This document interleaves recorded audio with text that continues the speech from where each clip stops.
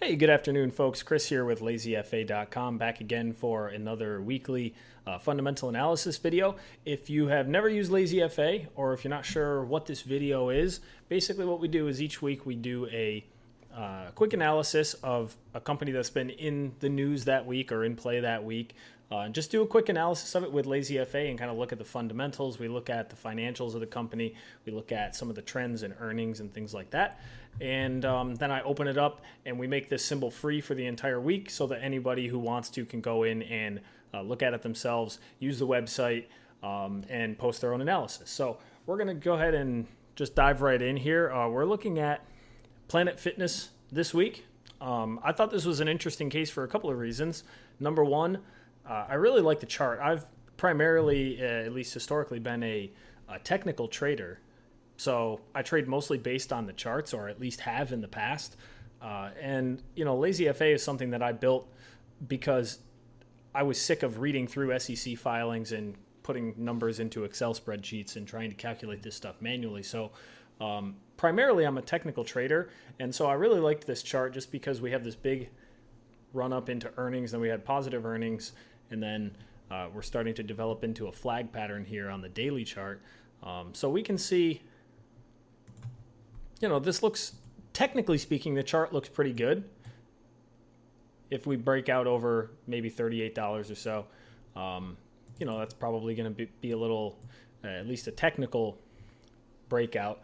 But what is curious to me is I hadn't really noticed this. I remembered when Planet Fitness did their IPO back in 2015, and I had not really paid much attention to it. And since then, it's been on a very strong uptrend. The stock overall looks really good. And so I like this. I just like the overall pattern of the chart. And so I wanted to dig into the fundamentals a little bit. And I have never done that before on this company. So I thought it would be an interesting case for this week. So with that said,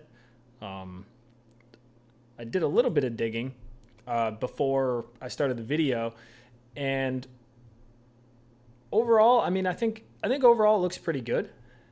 What I did notice is that there's a large not a discrepancy, but there's a large impact of the tax legislation that went into effect back in December of 2017. So there has been an impact on earnings due to that, and I wanted to understand that a little bit more. So that's one of the goals of sort of opening up this investment analysis contest, if you will, to other people to try to gather ideas and understand what some of these implications are of things like the tax legislation that went into effect in the end of 2017 on companies like Planet Fitness. So if you look at their net income, for example, quarterly net income overall, right, it's been pretty good since 2014 or so when we have data on it.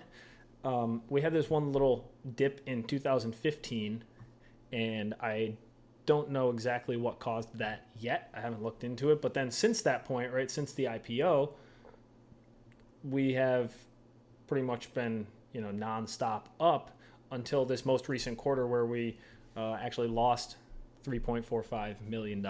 And the chief reason for this loss is because of the tax the tax legislation that went into effect last year. So if you look at the news on this company, you'll see, and most recently what caused this big pop in the stock, you can see the volume right here. What caused that is their earnings release. And if I remember right, it was like towards the end of February. I don't remember the exact day. February 26th, perhaps. Right here, February 22nd. So Planet Fitness surges after earnings beat. Reported a fourth quarter loss. One of these articles here mentioned the adjusted earnings had they not had those tax implications. And that's what really intrigued me. So they reported a third quarter loss of $3.5 million, which we're showing right here. So $3.45 million. After reporting a profit the same period a year earlier. Adjusted for non-recurring costs, though, earnings came to 24 cents per share. So really, had we not had this implication of the tax legislation from last year, we would be up, if we look at per share, well, net income per share, right, is effectively earnings per share. So we'd be up basically where we were last year, right? Planet Fitness was last year, 2016 in December, right? For that quarter, they released 24 cents per share. And that's exactly what it would be this year had they not had, that implication from the taxes. So I think that, this one-time recurring cost is not something to be super concerned about. What I want to do is understand it more, and that's what I'm hoping that you guys can help me do by looking at this, digging into the 10K and doing some analysis of, exactly what these tax liability changes are and the tax asset changes and exactly how this legislation has affected them. So overall, though, I think that the company's trends look good. Their quarterly revenue has been on a bit of a downtrend since the IPO. Same thing with cost of revenue. But one of the things that I always look at if I see that trend is the growth rate of those. And so if we look at the red flag analysis here for the income statement, we will see that growth rates, right, despite the fact that revenue growth has been slowing for the past 4 years, costs have also been slowing. And it actually looks like costs are dropping at a faster rate than revenues are. So generally, that's a good sign. LazyFA actually checks for that to see if the average cost growth outweighs the average revenue growth. And over the period that we're looking at, right, the last 5 years, COGS has actually lagged revenue growth, which is a good sign, right? Because it means that revenues on average are growing faster than costs, even if that growth is declining. So that's something to keep in mind. The other thing that I wanted to take a look at is the balance sheet, mostly because the balance sheet is going to be the key when you're talking about a company that had a large change in their asset structure. And if we look at the dashboard, we'll see on the balance sheet, looking at like annual tax liabilities and annual tax assets, you'll see, maybe it was on the quarterly statement. I guess it would be on the quarterly statement actually, because that's where the thing hit. So let's look at quarterly tax assets. We can see that they have reduced their tax assets. I'm guessing that this is, some sort of deferred tax asset that they're now claiming against, what they've been forced to pay based on this legislation, or what they're being, what those implications are. I'm not going to pretend to understand the tax code. I am not a tax lawyer. I'm not a CPA, but I do know that there's a big drop here in tax assets, and that's most likely caused by that legislation. So the balance sheet is going to be a key thing for Planet Fitness. So I definitely want to dig more into that. And I'll be doing that over the course of the week. This is just sort of an introductory video to get people started. And it's an introductory video to myself as well, because I don't really, I've never looked at this company before. So a couple of red flags on the balance sheet. Average liabilities outweigh average assets, and average liability growth outweighs average asset growth. We also have overweight intangible assets. So those three things might be something that we want to look into. The average liability outweighs average assets flag basically just looks at the average amount of liabilities and assets that the company has over time, and tries to determine if they're running essentially a surplus or a deficit in terms of assets versus liabilities.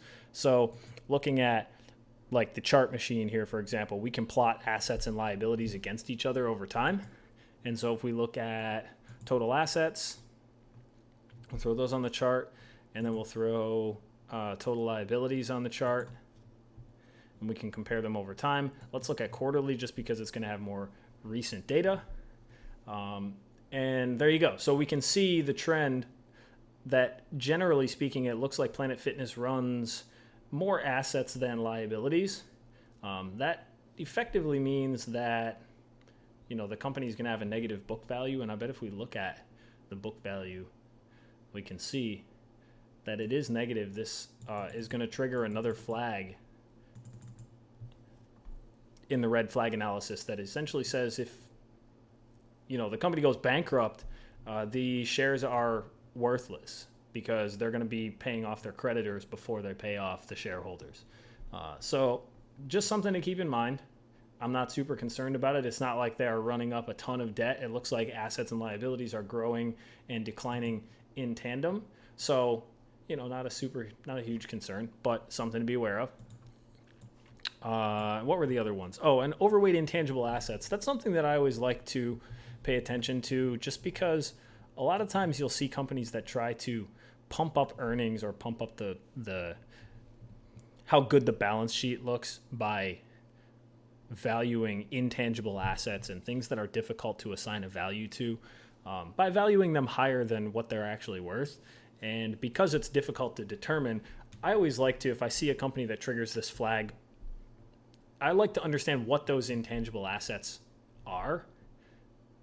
And, in this case, we've got $412 million worth of intangible assets as of December 2017. I would want to understand what those are, just because we don't know, right? Is it the brand name? Is it some kind of future revenue that they're banking on? I mean, these are intangible assets. They're difficult to assign value to. So I want to understand what those are and if that $412 million valuation is accurate, because if it's not, then it's going to throw off the overall value of the company. So there's that. Nothing else really on the balance sheet. I'm just going to take a quick look at the cash flow statement. No red flags on the cash flow statement, so that's a good sign. In the future, I'm going to implement quarterly data on these charts, by the way. So this company doesn't really have a ton of annual data yet, since they just did their IPO in 2015. But in the near future, I'm going to make it so that these charts can be switched from annual to quarterly, so you'll be able to get a little better understanding of exactly what's going on. It's kind of difficult to tell when there's just 4 or 5 years of data. But let's look at the cross-statement analysis real quick. And I'm just going to look at the red flags right now. So the only thing that might be of a concern, and this has been triggering on a lot of companies lately. I don't know if that's maybe a systemic thing or if it's just an inaccuracy in the algorithm that's detecting it.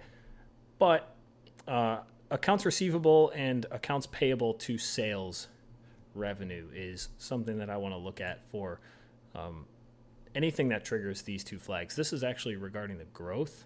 So this isn't regarding the AR to revenue ratio itself. It's actually regarding the revenue AR growth to revenue growth. So this is telling us that effectively, if the company does not have a high AR to sales ratio right now, because AR growth is much higher than revenue growth, it may flip in the near future to have a high AR to sales ratio. And that could have some implications because the AR to sales ratio tells us the relationship between unpaid sales and total recognized revenue. So there's some recommended action here if you want to read through it, just to sort of tell you what this means and what it implies. And I would recommend that anyone who is doing this analysis does that, just to better understand what these flags signify. Okay. And then last thing here, I'm just going to quickly look at the manipulation monitor just to make sure there's not any glaring red flags saying that revenues or expenses are being manipulated, or there's any kind of fraud going on or anything like that. I don't expect to see anything like that with Planet Fitness, but then again, people didn't expect to see it with Enron either. So always something that I look at. Unusual receivable spike. This is something that is somewhat concerning to me, although it looks like it's cyclical. Every December, they get this big spike in accounts receivable. So I would want to probably just understand what that is. My guess is that it's probably people renewing annual memberships. Since this is a gym, after all, I would guess this is probably people paying for annual memberships every December, or actually, I guess these would be for the third quarter. I don't know what the exact fiscal year is, but I'm going to guess that since these are occurring in December, it's due to annual membership renewals. But I want to verify that. What else do we have in here? Unusual revenue to PP&E ratio change. Is there anything going on there? So revenue to PP&E is pretty static. This basically just tells us, right, that PP&E is a static asset. Generally speaking, those are long-term assets that don't change very often. So if you start seeing large fluctuations in the ratio of sales to PP&E, it could indicate that, the company is generating revenue that historically they were not able to generate based on their PP&E. And that can signify fraudulent revenue or just kind of the books being cooked. I don't see that here, which is a good sign, but it's something that I always keep an eye on. And we do have this AR to TTM revenue ratio. This triggered true as one of the flags. This is increasing. So large fluctuations in the ratio between accounts receivable and TTM revenue are unusual and could indicate revenue manipulation. So it should be fairly stable year over year, which it is if you look at it year over year, right? 2014, 2015, 2016, and so on. Again, these AR spikes are most likely related to annual membership renewals, and that's probably not a concern just given the industry. But to confirm that, I would want to just look into what those receivables are. I'll leave it up to you to dig into the rest of this stuff. Same thing for expenses.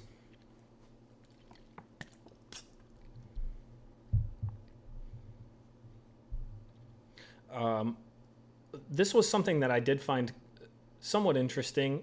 There's a large increase in the amount of questionable assets, basically assets that are not explainable. These would be the intangibles. So this has been rising since the IPO. There's a lot of intangible assets getting pumped into this, and it actually looks like, if we look at the numbers, it's very closely related to their tax assets, because we had that big drop in 2017 due to the tax legislation. So I'm going to guess that these questionable assets have something to do with taxes and deferred tax assets or something along those lines. But I'm going to look into that myself, something that I would want to understand a little bit better. Falling amortization expense to revenue ratio. Generally speaking, if this is rising, it could indicate that the company is changing their amortization schedule or capitalizing expenses that they used to not capitalize and things like that. This looks pretty stable. If you see it real erratic, that could be a potential red flag. We also see a big spike in the effective tax rate. This is again only due to the large, one-time cost due to the 2017 legislation. So I'm not going to let that really scare me right now. I just want to understand it a little bit better. And there's that. So then the last two things here, the Benicia M Score is an earnings manipulation detection thing. And right now it looks like Planet Fitness's score is 2.16. The threshold is negative 1.78. So in this case, it is unlikely to be a manipulator. However, it is increasing. This has been fairly accurate. We had a couple of times in December 2015 and December 2016 where this would have actually triggered, that the company is potentially manipulating their earnings. So anyone who is looking at the earnings of this company should be pretty vigilant, and we should be looking in close detail at all of these items. There's an explanation of what each one is and what it's used for. This Benicia M Score has actually been used to detect fraud in a number of well-known cases. So I do trust it. I do think that there is merit to it. Personally, I need to do a lot more digging if I'm going to call, Planet Fitness a manipulator, but it's definitely something, that within the last 3 years, they've triggered this twice. So that's something that I want to, closely scrutinize the numbers. And then Benfords Law, same type of deal here. This is a very large deviation from the mean. Contrastingly, if we look at something like Apple, where we're pretty confident that a company like Apple is not going to be manipulating their earnings, we don't see that big deviation, right? This is the normal distribution here, this black line, which is what the numbers should be following. When we see big spikes like this, I mean, even this on Apple is a little bit odd, a 4% deviation from the mean. That's a little strange to me, but I mean, given Apple, it's probably not a concern. I'm sure there's a good reason for it. And when we look at the overall data, it conforms very cleanly. Same thing with the company like Amazon. You'll see the same type of thing, right? It conforms very closely for the most part. Interesting, same thing on Amazon. This 6 is off on both the income statement and the balance sheet. That's kind of interesting. But again, same deal, right? Annual data, quarterly data, they conform relatively well. Planet Fitness, on the other hand, I've been using this platform for quite a while, and this is actually one of the first times I've really seen this thing trigger. This is very strange. Basically, what Benfords Law tells us is that in a normal set of naturally occurring numbers, they should be roughly 30% ones, 17.6% twos, 12.5% threes, and so on and so forth. That's the normal distribution in a set of numbers that is naturally occurring. And so what LazyFA does is we take all of the numbers from all the financial statements and we mash them all together, and we say we don't care what financial statement they came from really, but we want to pay attention to what their percentage is. And what it tells us is that if there is a large deviation from the normal distribution, it could indicate that the numbers are not normal. In other words, they've been manipulated by a human being. So that's something that I definitely want to look into, especially the balance sheet. This could be related to the big spikes in, these big spikes in tax assets and tax liabilities, but I don't know, because this is considering multiple years of data, right? It's not just looking at the last year. Same thing on the cash flow statement. This is a lot of deviation from the norm. Quarterly looks very similar. There are way too many 4s, 5s, 6s, and 7s on the balance sheet on quarterly data. So this is something that I want to look into for sure. I will leave it at that for right now. I think that Planet Fitness overall looks pretty good. I definitely want to closely scrutinize the numbers, though, just because of that Benford distribution. I think that's very strange. And I want to understand the tax liabilities a little bit better, and I want to understand what this dip in net income is related to. I'm guessing based on the date that was related to the IPO, probably IPO costs or something along those lines. But it's easy enough to find out. All we need to do is go to the 10Q and Control F for net income, and we should be able to figure out what the reason for that is. Easy way to do it, Control F, and look for primarily attributable to. And that'll give us, 5 or 6 results where they explain anything that is significant, right? The $0.4 million loss in the year ended 2017 was primarily attributable to losses incurred with the early termination of the lease on our previous headquarters. Blah, blah, blah. We go to the next one. 13.0 million increase in equipment segment revenue, primarily attributable to higher replacement equipment sales. So that's a good phrase to search for in the 10K or the 10Q if you're trying to understand why something happened. So I'll be doing that for net income during this quarter. Also probably be doing it for debt in December of 2016 because I want to understand why we have gone from 482 million to 709 million in debt. Could be anything, right? But something you want to look into. Anytime there's an anomaly on the chart, it's always something you want to look at.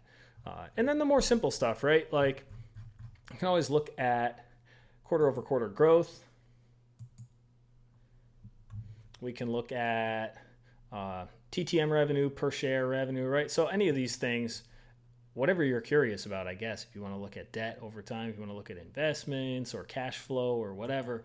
And then the chart machine will allow you to put multiple statements against each other. So you look at like net income versus cash flow, or revenue versus cash flow, or EPS versus assets if you want to do that for some reason.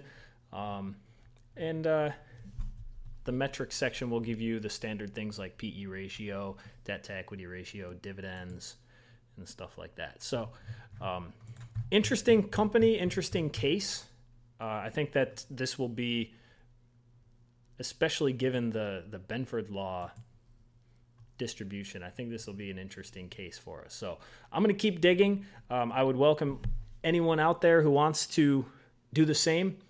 Please do. Just go to LazyFA.com. You can sign up for a free account. This ticker is going to be free for the rest of the week. So anyone who has a username on the site will be able to use all of the stuff that you're seeing in this video for free. And tell me what you find. And with that, I will see you next week. Thanks very much.